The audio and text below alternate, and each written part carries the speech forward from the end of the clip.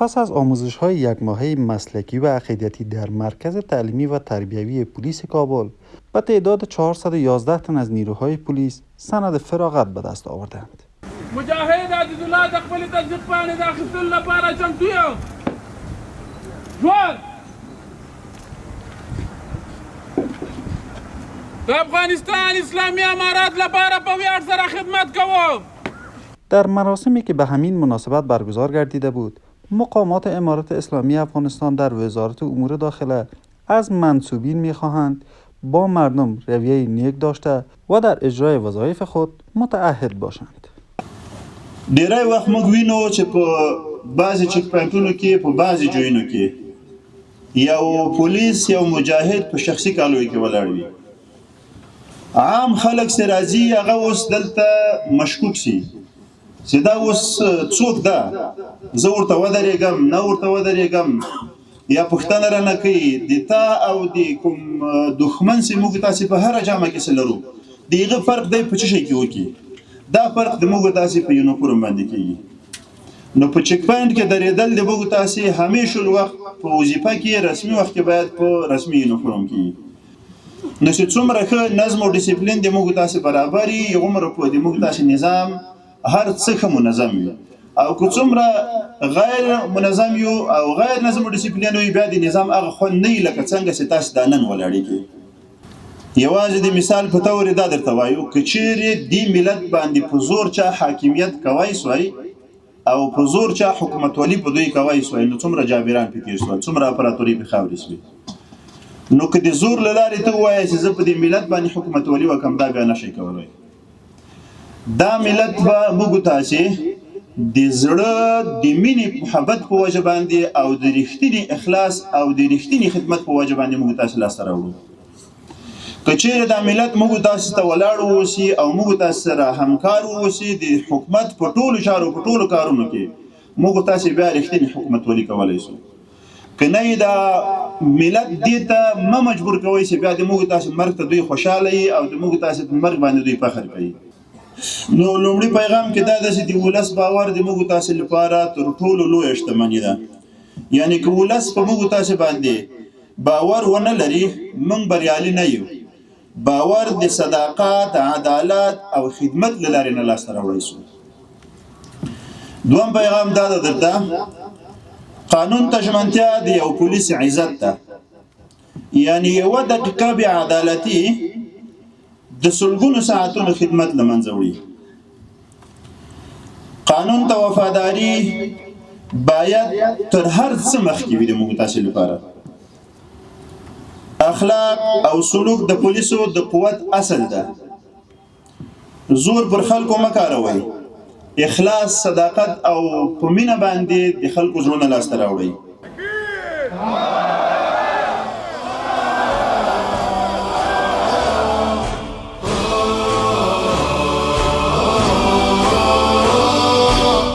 پردو لره مدفن دا وطن زمون مینه زمون ځان مجاهد افغانستان د غلیم په وینو سره هر دښته او دره هر طاقت پکې نسکور دی. دا هېواد د غزل کور، دا هېواد د غزل کور، دا هېواد د غزل کور دی.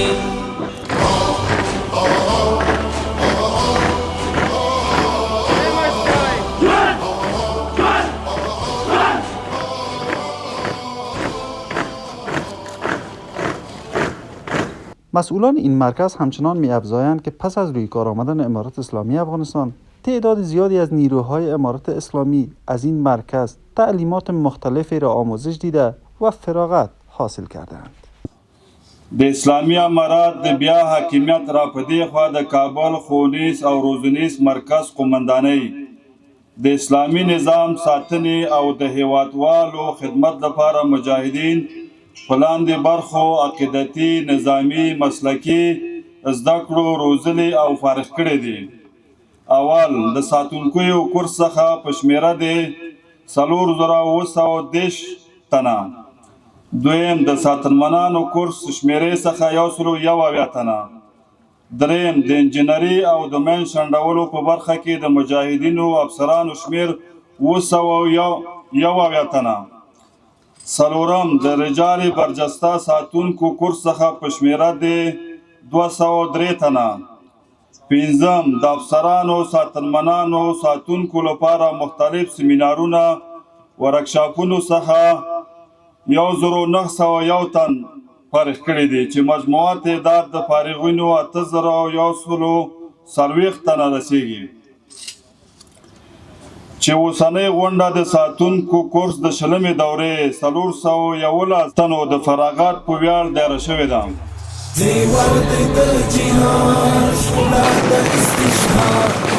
حي على الإعداد سمو حي على الإعداد سرشار د پریوات پستور د إعداد حي على الإعداد سمو حي على الإعداد حي على الإعداد زيور د جهاد شغلا د استشهاد حي على الإعداد سمو حي على الإعداد سرشار د پریوات پستور د إعداد حي على الإعداد سلمو حي على الإعداد آذان كريد دا إعداد دا التدريب لدن منار پي ولاس كي مصحف في ببلاس كي ذوالفقار تكتكي دا خالد دا مټو زوري دا زرار بلار دا مقداد دا زبر درو مثالا بتكبيرو زتر إعداد بتهليلو زتر إعداد فسرو لمبو زتر إعداد فورزو شپو زتر إعداد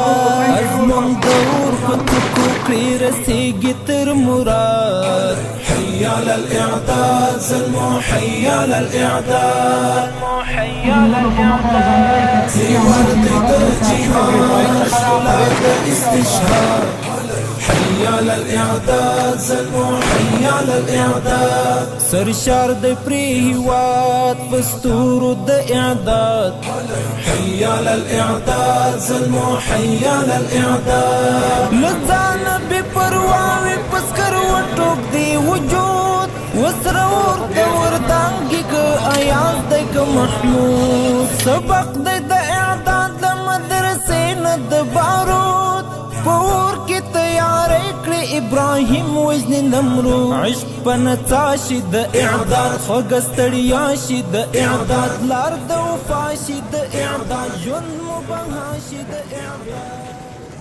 نو دغه ملګری چې موږ چې تعلیم کوي تمرین کوي ورزشونه کوي دا باید په دغه نیت باندې وکړي چې وخت خدای مکړه داسې وخت راشي چې زه د کافر سره مخامخ شم او بیا دې ما څه نه ایسته په نیت د جهاد باندې کوي نو دا وخت به بیا فضله عبث نه بلل کېږي د دې دپاره به دغه عین ورزش عبادت ګرځي